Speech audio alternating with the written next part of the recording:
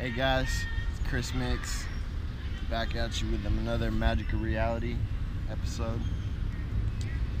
Thanks everyone for the comments, for watching it. Glad you enjoy it.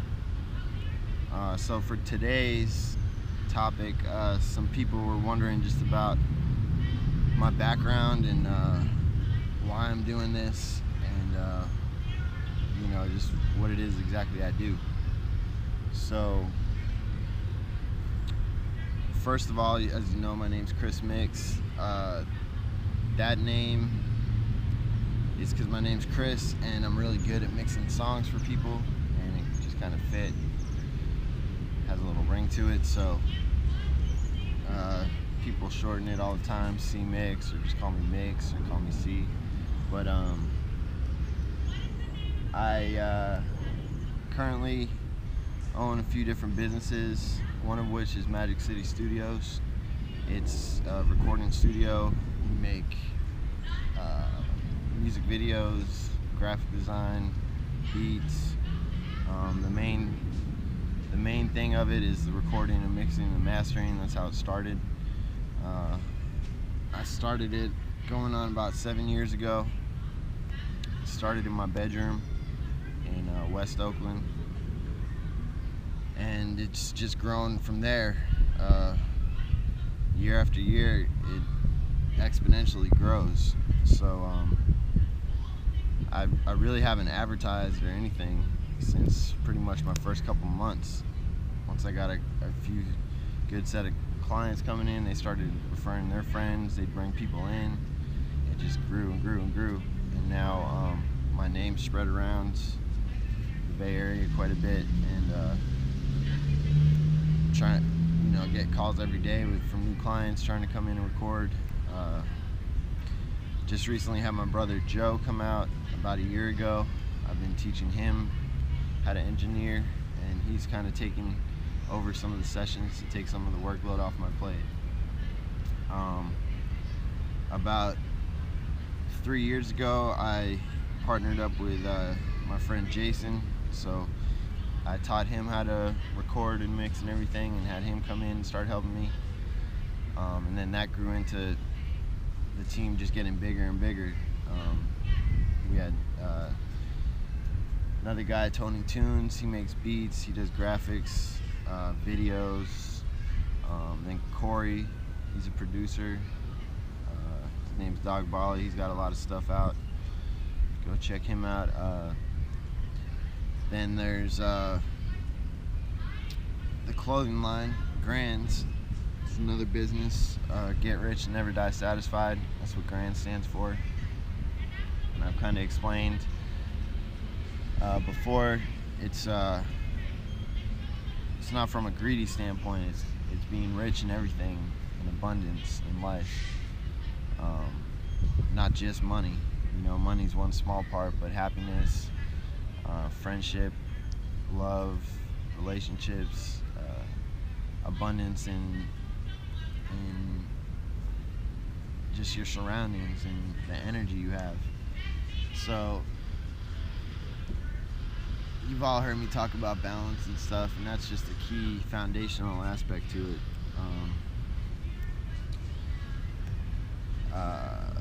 So the clothing line is me, Kenny, and Naz. We've been doing that for a while now. Got started back in 2013. It's really starting to get some traction now recently, this past 6 months or so.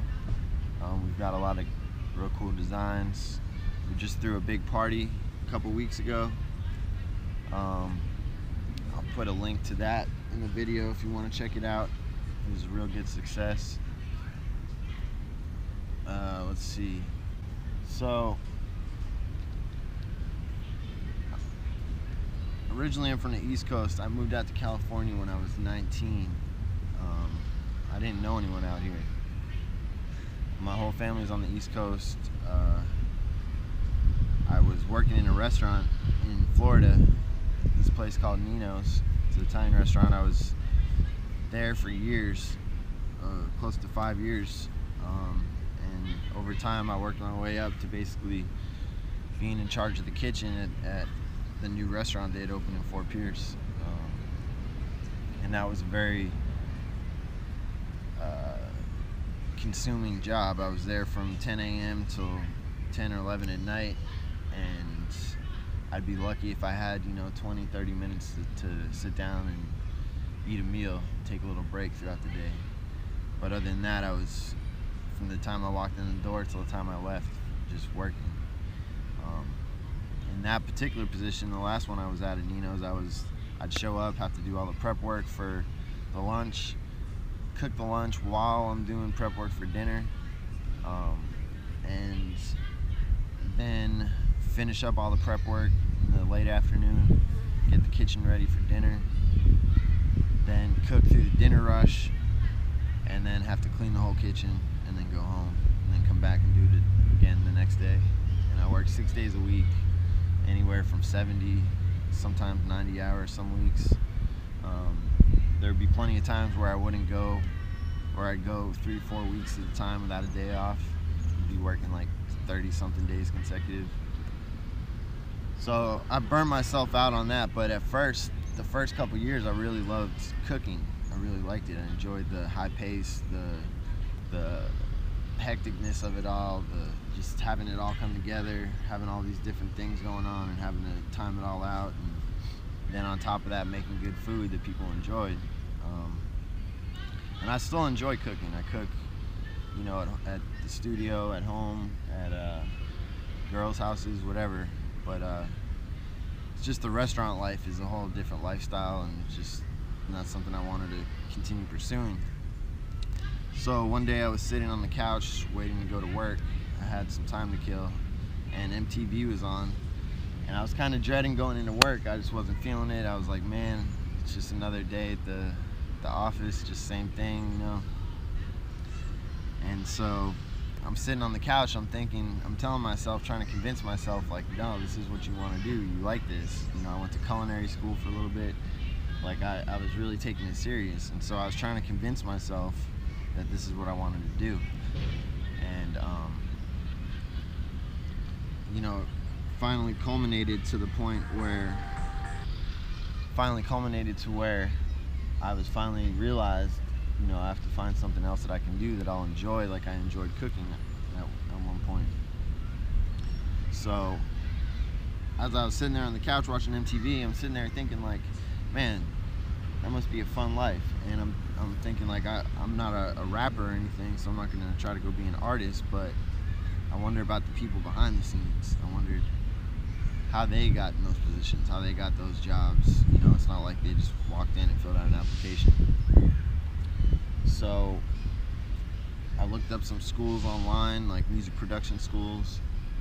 I found one in California, and I've always, since I was a kid, been attracted to California. I've always wanted to visit at least, and I'd never been there, and so I just kind of took the plunge, signed up for some information, for some free information, and before I knew it, the ball was rolling, and then they said, you're approved, you can come in, but I needed to take a test, so I had to come out here and take a tour and take the test, and I finally got in to school, and I was like scared. I was like, how am I going to do this? It's so expensive to live in California. I didn't have a job. All I had was restaurant experience, and I got it to happen, you know what I mean? Made it happen. And I sold all my stuff in Florida. I sold my car, I had a whole apartment set, like, furniture and TVs and all that stuff. Just sold it all, took that money, bought a real nice laptop, paid for stuff out here, like the apartment and stuff, and then by the time it was said and done, I came out here with a backpack, a suitcase, and like $150. And the only person I knew was my new roommate, who I met on Craigslist, and I found a room for rent with. So,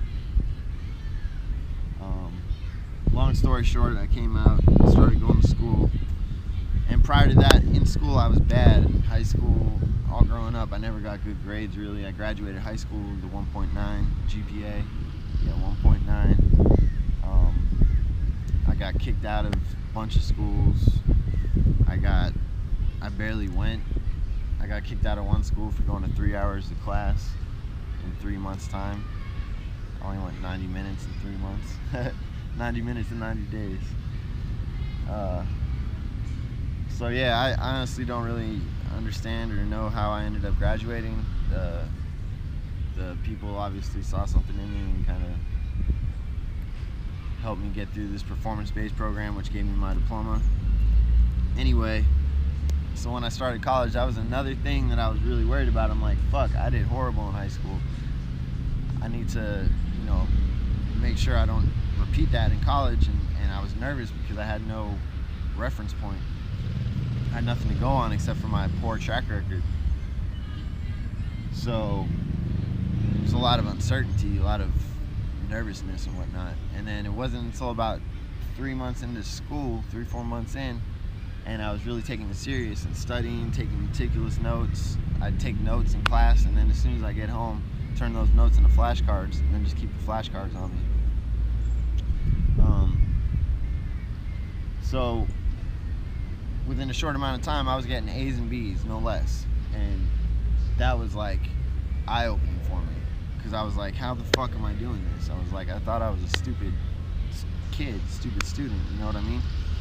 And then I started realizing, like, all I had to do was just pay attention and, like, try to understand. So luckily it's stuff more, like the math class and stuff is geared towards frequency and audio and stuff like that, and computer binary code. So it wasn't like I was in there taking some algebra, crazy like math problems and formulas and stuff that have no relevance or meaning to me. So part of it was finding a program that resonated with me, and that helped tremendously, because obviously it helped pique my interest. So I started realizing, like, I'm not as stupid as I thought. And then before I knew it, I was pretty much always at the top of my class, like in the top few kids in terms of grades or percents or whatever.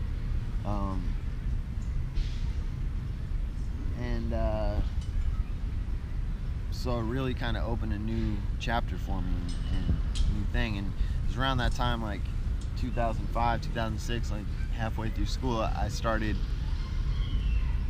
questioning things and looking at society. It kind of more started with like conspiracy theories and like government shit. And I'm like, damn, look at all this bullshit that's going on, and it made sense to me when I'm seeing all this stuff happen. So it caused me to dive deeper and deeper and deeper, and the more you go into it, then it sprouts off to this and that and that. So over the years, I found myself figuring out my spiritual path in life, my beliefs, my values, what's important to me, and I found out that that's important. Not just being a man, but it's just a person in general on earth, knowing what's important to you, what you value, what you live for, what you die for. So the point I'm trying to make is, prior to me figuring all that out, I was in a sense kind of lost. Like, I didn't know what I was doing. I was just doing things to do things, or just occupy my time, or to try to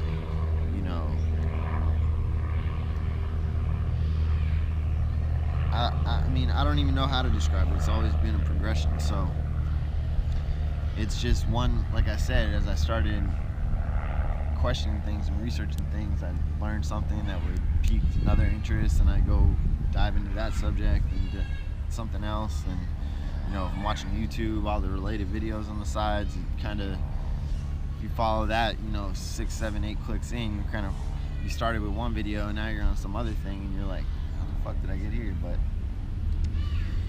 that's what I like about it, and that's why I talk highly of YouTube, because even if you got a question, you're trying to learn something, I've been doing video editing and stuff lately. It's not my main forte, but anytime I got a question or I want to try to do something, YouTube's great for that.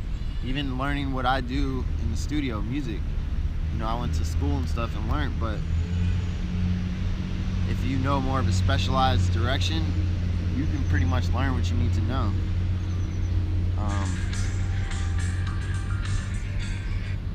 So the fact of the matter is,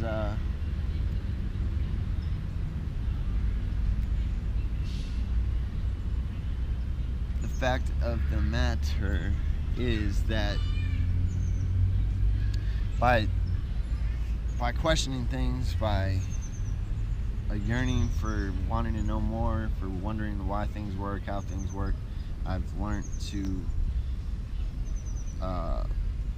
process information and filter it out from the stuff that I feel is either not worth retaining or doesn't resonate with me, and I take the things that do and try to implement those in my life, or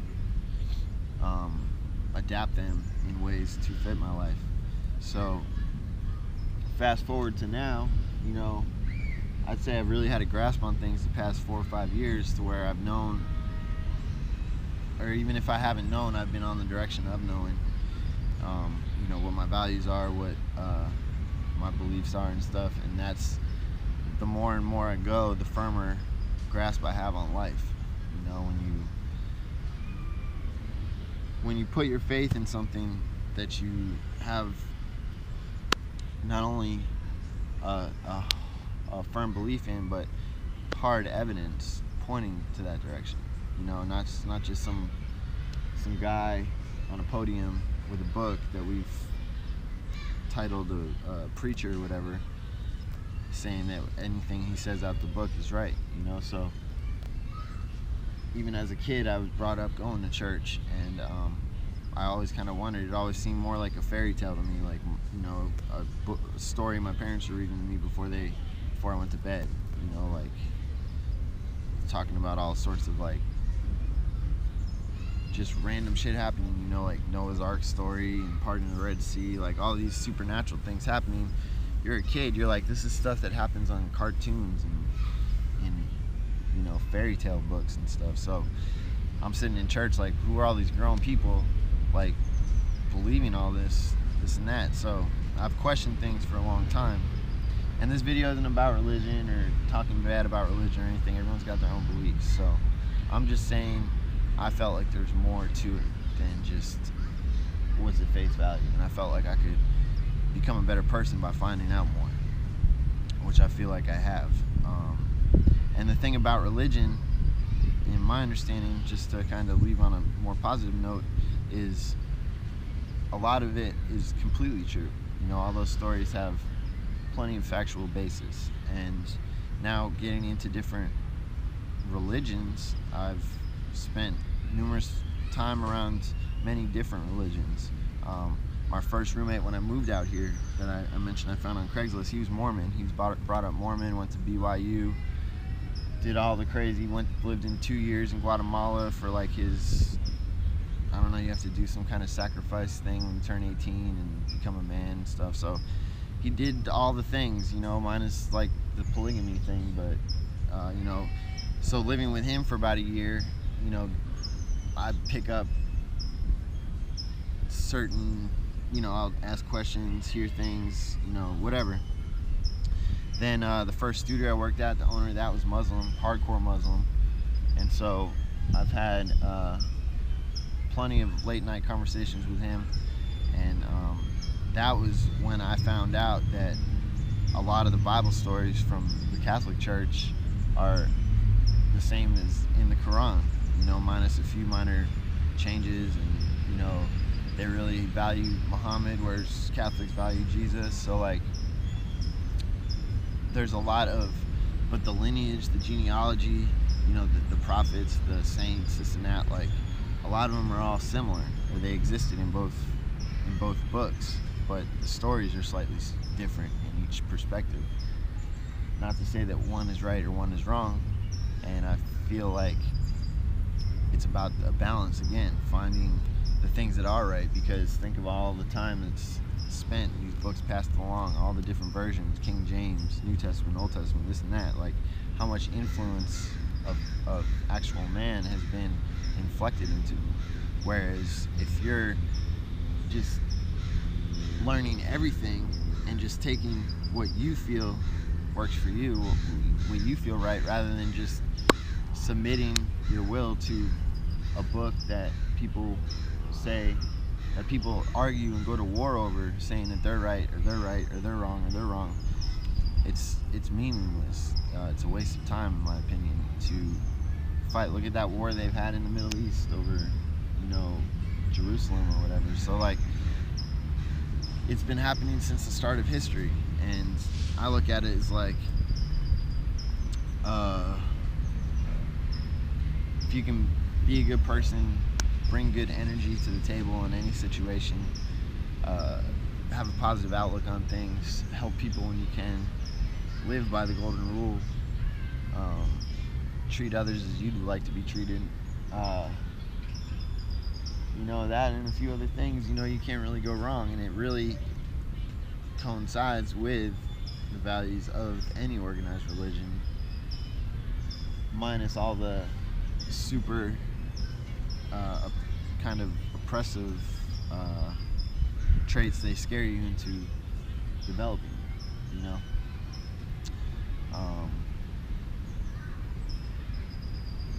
and I'm gonna leave it at that. Like I said, everyone's got their beliefs. Every religion, I feel, has their basis of truth and their lineage and their traditions that are passed on, and that's important to every different culture. Every culture is different. So I'm not trying to take that away from anyone. I'm just trying to express the point that questioning things especially that don't resonate with you, wondering why, and investigating further, and just not taking it for face value for what someone tells you. The other thing I learned is, on the internet these days, you can find anything you want to find. You can find a story talking good about it. You can find a story talking bad about it. You can find a mixed review story. You can find some extremes of both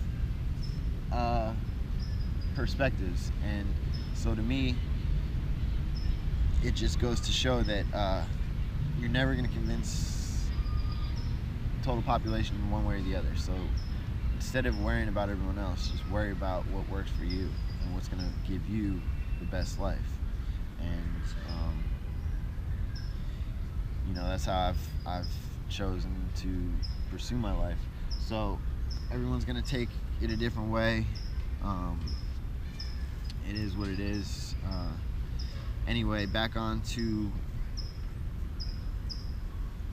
my original story. So basically, just questioning things and being curious has led me down a path of many different things, to where I have an exuberant amount of facts floating around in my head, to where I just walk into a room sometimes in the middle of a conversation, someone's talking about something, and I just blurt out some random fact about it. They're like, how'd you know that? I'm like, I don't know, I read it somewhere or something. So, like, I don't really watch TV. I haven't had cable in almost a decade. Anything I do watch, entertainment-wise, is just basically on Netflix. Maybe I'll watch a Netflix series here or there, but 90% of the time I'm watching a documentary or YouTube videos about something. And that's kind of how I got the idea to start doing this Magic of Reality video. Is over the past few years, I've followed series similar to this, where they've talked about many different things, and I felt like I'm at a point in my life, not only do I have all the equipment at my disposal from the line of work I'm in, but I find myself more and more talking about these things to people, especially at the studio, to clients, to people I work with, to the team at the studio. And everyone really enjoys it and gets something out of it. So I figured, why not just make some videos, kind of work it into my daily routine, my morning routine, and take a little bit of time and you know, to teach other people helps you learn better, you know. And I learned that back in school. We had kind of a study group, and you know, there's some people in it that didn't really pull their weight, you know. Like I was saying, I make flashcards after each class, so that always came in handy for the study group, you know.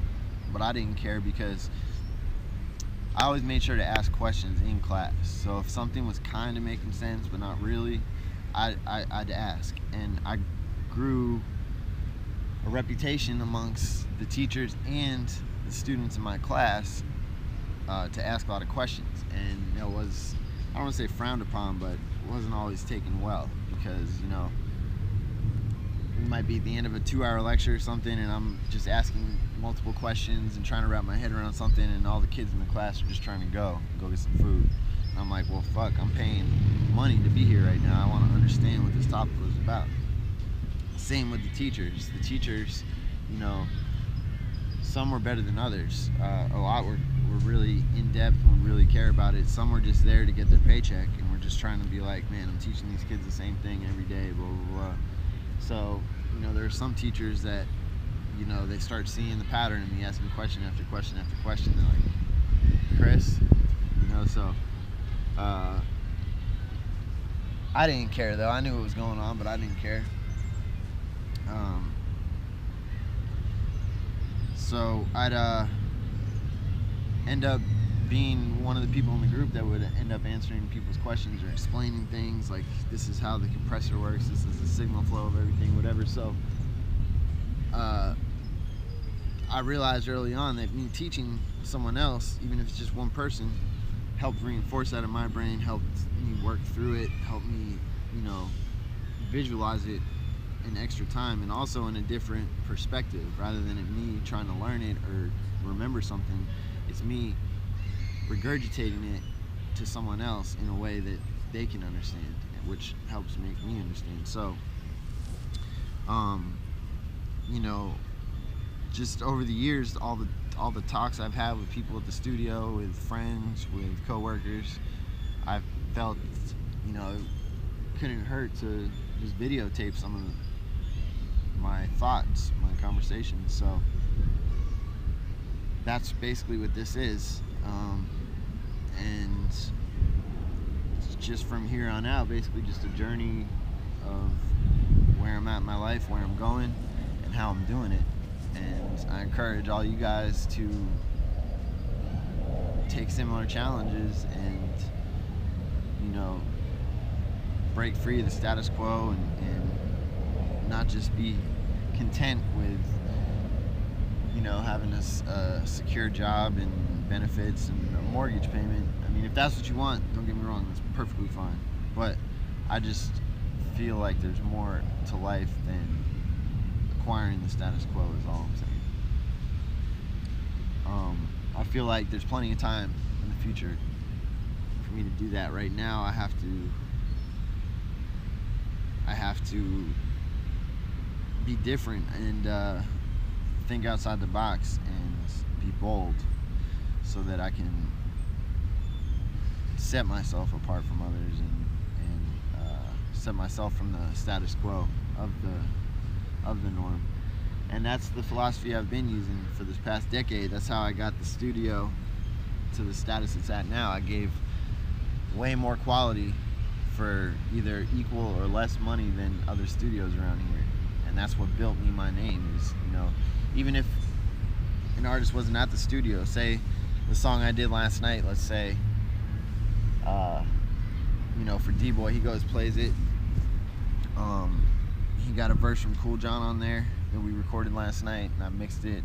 I did you know, put my whole little twist on it. Now, he just flew back to LA last night. He's gonna go play that for people, and people will be like, oh man, that sounds dope, who mixed that? And so by putting in everything, by spending an extra time on it, even if you're not getting paid for it, by going the extra mile, by taking pride in your work and paying attention to the details, and you know, executing as perfectly as possible. And then on top of that, what makes you professional is executing perfectly as possible in a timely and efficient manner, you know. So it's about that balance. Again, we come back to balance. So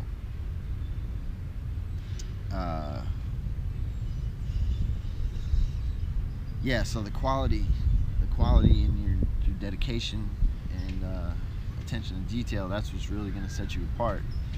And I'm trying to take that concept and, you know, run with it again now to my next ventures. We are, like I've mentioned before, we've been shooting a reality show at the studio to really give an inside look at what happens there and the process that takes place, because a lot of people don't understand. The number one question I get is like, so what exactly do you do? You know, my job especially is mixing the song. People don't even know what that means. You know, you think I'm making a cake or something. And I know exactly where you're coming from on that, because I grew up in the time where, you know, it was record sales, CD sales, physical sales, and, you know, you had to save up money to go buy a CD. So, like, if you were lucky, you might have a stack of CDs, but, you know, you were always kind of forced to listen to it many times. So after the first few times, the newness wears off, then you find yourself pulling out the CD insert and scouring through the insert, reading the stuff, reading the credits. And that's what I always want. I read the credits. I'm like 12, 13 years old. I'm like, what does mixed by mean? What does mastering mean? You know, I had no idea, and there was no internet back then really for me to like even Google it. So it was just a mystery. It was a mystery, and it kind of caused intrigue. That's kind of why when I got into school, I was really gravitated towards that, because I was like, wow, this is mixing, and this is the difference between mixing and mastering, and why it's done and how it's done. So it was really insightful to have, you know, in a sense, a mystery solved, what, like 6-7 years later. And, you know, that just built up an excitement and a resonance in me that made me keep going and wanted to execute my school as good as possible. And then every job, freelance or from working for others, whatever, since then I've always tried to apply that concept. And it's gotten me a long way, and that's what we're doing with Grands. Is it's really about quality. We're not making the shirts to try to make money, to make a bigger profit. You know, like these shirts here, we got special water-based ink, so you can't feel the print. You know, that costed extra to get print. Every location you print is different. So this one here, got one on the back, got the tag printed. All the different colors. So this shirt right here is close to $20 per piece for us to produce, whereas our competitors' clothing lines out here, you know, they're making shirts for no more than $12, preferably more like between $5 and $8. You know, there's some just one color, one location, cheap Gildan brand shirts, you know, so they're just using it as marketing, you know, getting it out there, making a little profit back to be able to re-up and get a new batch without having to come out of pocket again. So we're focused more on quality. We got the better shirts, so the feel's nice, the fit's right. You know, we paid attention to the details. We cut out the generic tags. We screen printed our own custom tags in there. So we sewed on our own tags out here. Literally, us personally, we went and bought a sewing machine and sat in my room for about 2 days, called it the sweatshop, and sewed tags on the hundreds of shirts. So if anyone needs sewing with a sewing machine, I'm pretty good. That's sewing on tags at least. Anyway, so yeah, again, taking that concept and applying it to other businesses and quality. There's a few other things I got on the horizon I don't really want to talk about right now, but you know, there's a lot of stuff coming soon. Just leave it at that. And not just the reality show either. So I I really want to thank everyone again for watching this, and hopefully I answered some of your questions, gave you some insight into a little bit of who I am and what I do. And I hope these videos can continue to help people, and that you get, again, just if you can take one thing, share it with your life, help improve your life, or share it with someone else who can help their life. You know, that's all that really matters. I'm not trying to get rich from this or become a YouTube star. It's just to have, you know, these thoughts documented and to be able to reference back to them in the future if need be. Or, you know, if someone, you know, maybe they just lost someone close to them, I can send them a link to one of the other videos I just put out the other day about death. You know, like, there's all sorts of applications, and, you know, who knows what people will get out of it, what they won't get out of it. You know, I'm sure probably some people will get offended, especially after on this one, after talking about the religious stuff. But hey, you know, luckily we live in a free world. We can have our own free beliefs, or not free world, but free country. But to an extent, I guess.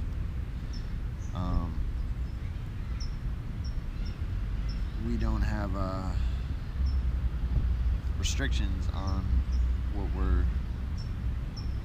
on the ways we're allowed to think, and you know, that's just the thing in itself to be grateful for.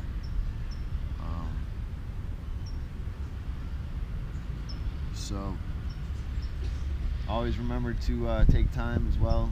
Just be grateful for the things in your life, for what you've been given, for what you got, and what you're about to have. And you know, live by the golden rule. Follow your heart. Do what resonates with you. And don't go against that. Do what you believe in. All right, guys. I'll see you next time. Go ahead and follow me on Instagram, Cmixx with 2 X's. Follow the studio, Magic City Studios. Follow the clothing line, Grand's Lifestyle. And websites are magiccity510.com and grandslifestyle.com. So check it out. Go grab some shirts and stuff off Grand's if you want. We got some new stuff coming soon. We just got some new hats. They're pretty dope. So yeah, thanks for watching. Make sure to share the video, like it, all that, and I'll see you next time.